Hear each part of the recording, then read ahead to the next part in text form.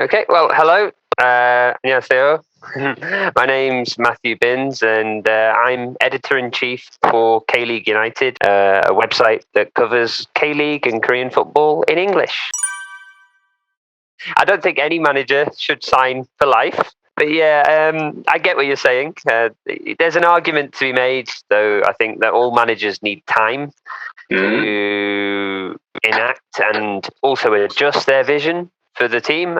Kim, he won the league, but he has also recognised areas that are weak, and the club has attempted to change things. They've signed players, they've kept hold of players. They've also added to the backroom staff this year. They've also added a B team. I understand why the fans are upset, because there were issues last season, and I think if results and performances continue like this, then perhaps a decision needs to be made, but there also needs to be time for change, or any changes that have been made to actually take effect. I think the fans have been very vocal, and I think that's good, and I hope that the fans have been heard by John Book. I'm sure Kim Sang-sik has also seen what the fans have put up. I'm sure he's not blind to fans' opinion, and I hope then that he can improve the team now before we have to see drastic action, because I don't think nobody wants to see anybody get sacked.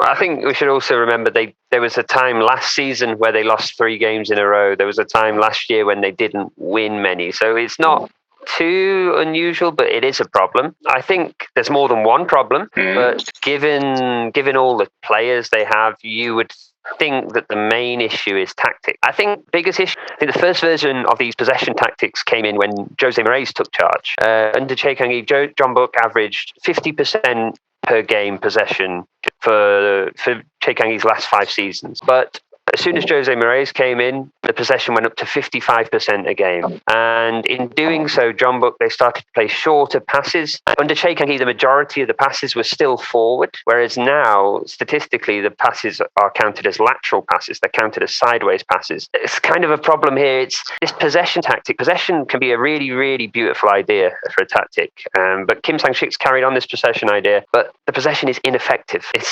They've got a lot of the ball, but they're not doing anything with it, and there's no real point to the possession. It's just lots of passing, trying to find an opening. And I think teams aren't scared of John Book anymore, because they know that they're not going to attack as much. Yeah, it's a very big problem.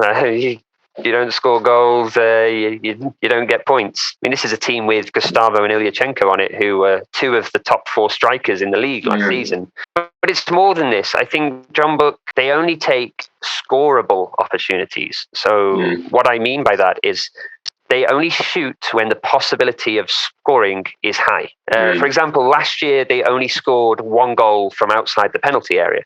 That was Paek Sung-ho against Incheon. The rest of their goals last year came inside the penalty area, because they only tend to shoot when there's a good chance it's going to be a goal. This idea, it can be very efficient. This idea, it also avoids risks. John Book's tactics are very risk averse, but risk is what makes things exciting. Risk is what catches defenses by surprise. So John Book, they need to be quicker with the ball. They need to move it forward when they get it. They need to transition, they need to counter, and they need to take more risks. I know the risk would be they lose the ball and then they have to attack again, but you look at their first 2 goals this year, Song Min-kyu, Kim Bo-kyung, both of them assisted by Moon Son-min. Both of those goals were from surprising defences. The Moon Son-min goal was a magnificent bit of skill to play through Song Min-kyu. The Kim Bo-kyung goal was a counter-attacking goal against Daegu. These are fast movements with a lot of risk, and I think that's what John Book needs to do. And I think that's also why Moon Son-min is currently the most important player in this John Book team at the moment.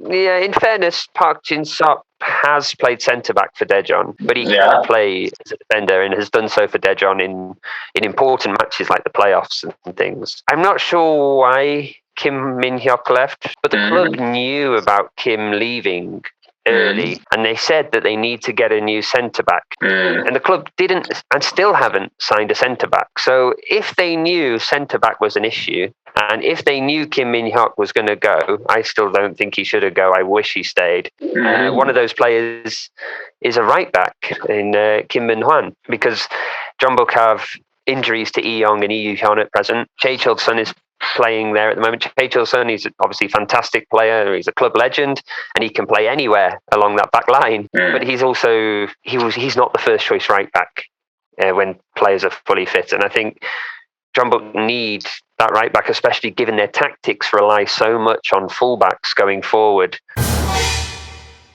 Yeah, it sounds terrible. There are times where I look at the bench and I go, "Oh, Kim Sung-dae, I forgot he plays." Because there are so many quality players in this team, which makes the position even more unusual. In fairness, I think especially those two players you mentioned, some of these were stockpiled from the Jose Moraes era. Jose Moraes didn't want to use them. So Han Sung-kyu was one of those who got kind of shifted to the side and then loaned out. Kim Sang-sik has said he wants to keep them and try to use them. I'd like to see them be used because they were obviously fantastic players and they have been good players for other teams. I think there is a change happening. One thing that maybe has kind of got overlooked is that towards the end of last season, we saw that midfield slowly get rotated out. Kim Bo-kyung, he's not a starting player anymore. Lee Sung-gi isn't a starting player anymore.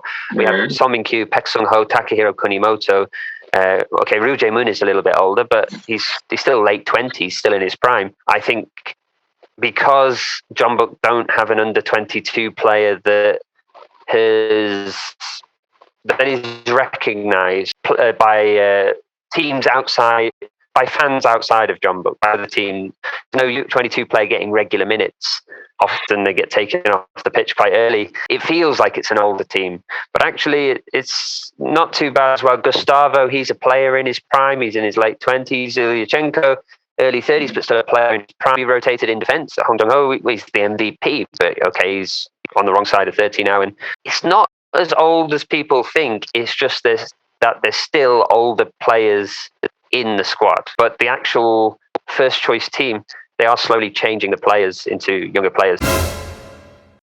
I think they're trying to. I think they're trying to this year. They've established the B team and they have their biggest youth intake in 2 decades. They're in the B team. The idea is obviously that the B team learn the same tactics and then eventually they can step up into the senior side. Again, it's a nice idea. My problem at the moment is that the youth players who do play in the senior side, they get taken off the pitch quite early. Sometimes a little bit longer. Sometimes they make it till half time. And a fan of the idea when a player gets taken off after 20 minutes, because I feel that they haven't really had a chance to impact themselves on the game. I don't like that, because the under-22 rule, while some people criticize it, the whole idea of the rule is to help Korea, to help the K-League develop young players. It's playing by the rules. The rules are not being broken. It's not in the spirit. You're supposed to be playing a young player for a bit longer. I think Jeonbuk, they are trying to fix it by signing so many young players, but they now need to trust a player in the senior side.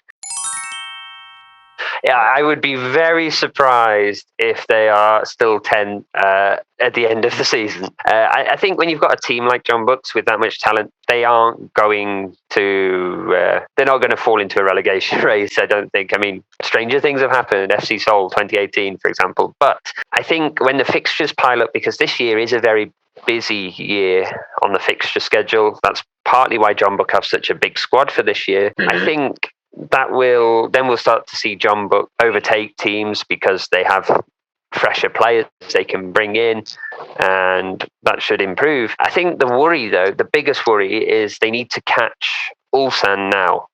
So if Jeonbuk don't catch them by the summer, there's a chance that Ulsan can just go will speed up towards the end this year. So it's important now that Jeonbuk don't let this distance become too wide. And yeah, there are other teams involved as well in the title race. I know there's lots of teams above Jeonbuk in the table right now who Jeonbuk should be also looking at, but we all know that Ulsan are still the favourite. Well, the favourites after John Book, probably the favourites now.